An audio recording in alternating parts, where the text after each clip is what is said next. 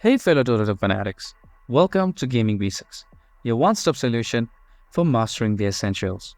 Let's dive in and level up together. In this video, I'm going to show you how to play Turbo Mode in Dota 2.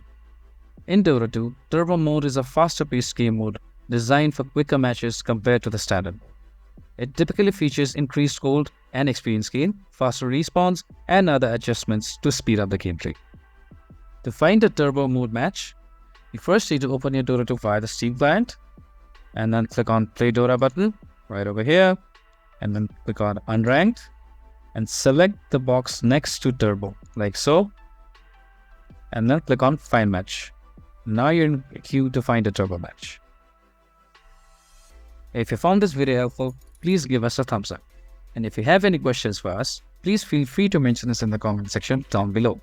Also, don't forget to hit that subscribe button and ring the notification bell so you never miss out on our latest guides and tutorials. This has been your host Ace. Happy gaming!